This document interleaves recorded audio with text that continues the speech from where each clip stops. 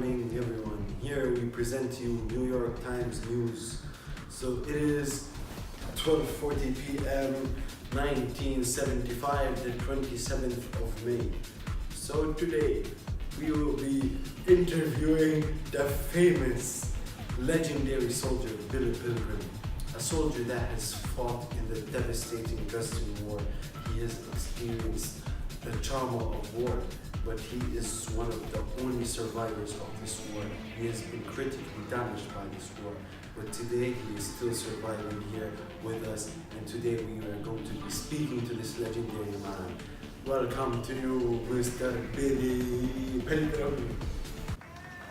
Welcome, Mr. Pilgrim. How are you doing? Hello, it's Jamie. Oh, sorry, my bad. Sit down, brother. You're looking good today. You too. Thank you. So how are you? I'm doing good. How are you?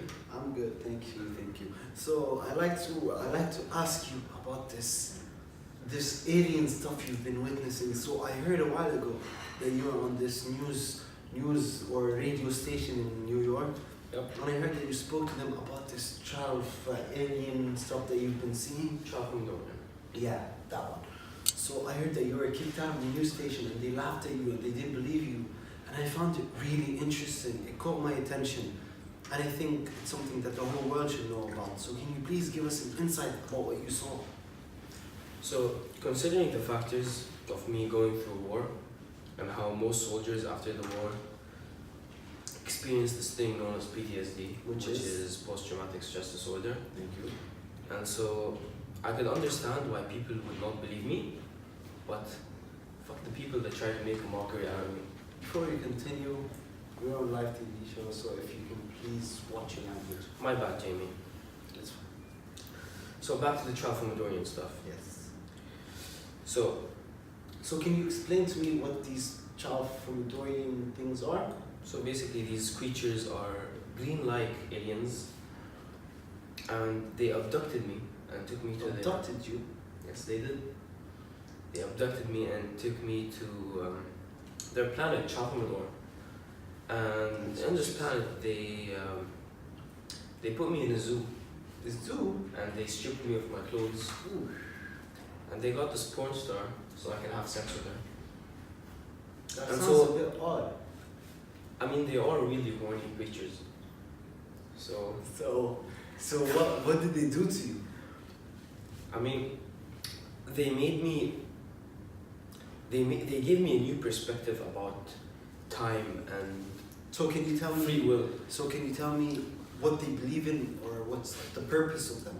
So the impact they had on me and what they believe in and what I believe is now true is that free will does not really exist. Can you Anything- please elaborate on that? Anything that happens in your life is meant to happen. You have no free will over what's gonna happen. What's gonna happen to you in the next 2 minutes is supposed to happen and you can't change that. So how do you think that's different from how we are or how we humans on Earth function or believe in? Time, for example. Let's talk Yes. about time. Yes. Let's talk about time. So with time, as I just mentioned, you can't change what's about to happen in the next 2 minutes because that's gonna happen to you whether you like it or not. And so now that we have established that free will does not really exist, we can't really control time. And time is just gonna take you wherever So it the goes. Tralfamadorians see the future or the past so they can like travel in time, you're saying? Not necessarily. What I'm trying to say here is, instead of, okay, let's say you do something bad in your life. There's no need for you to feel regret over what you've done or feel bad for it. Because what happened was gonna happen whether you liked it or not. Whether you did it or whether you didn't do I it. understand you, but we heard some instances that you've been traveling in time or Oh, that yes, you've I been have. seeing. You have? Yes, I have been Through a traveling time machine? No, not through a time machine. It just happens randomly.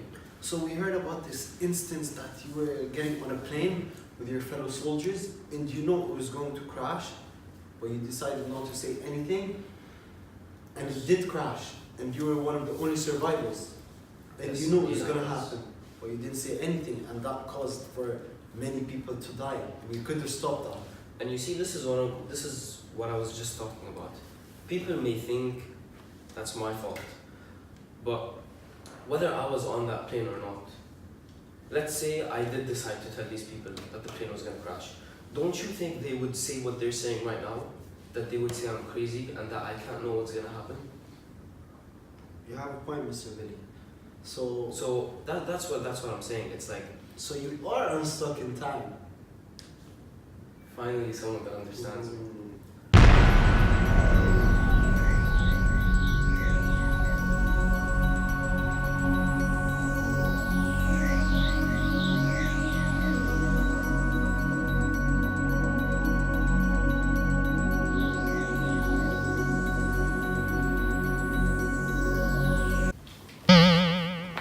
Where am I? Well, I'm talking lawyer now.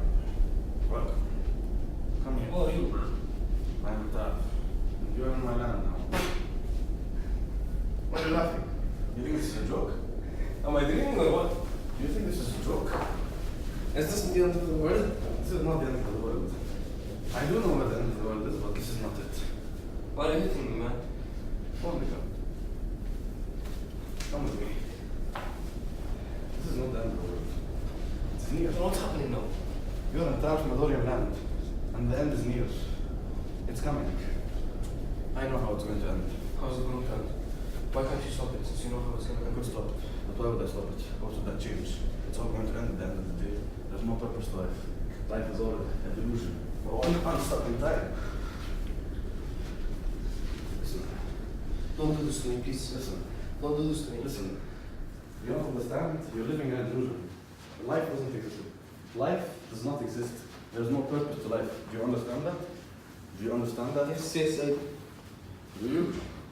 Put him in the zoo and take off his clothes. Okay.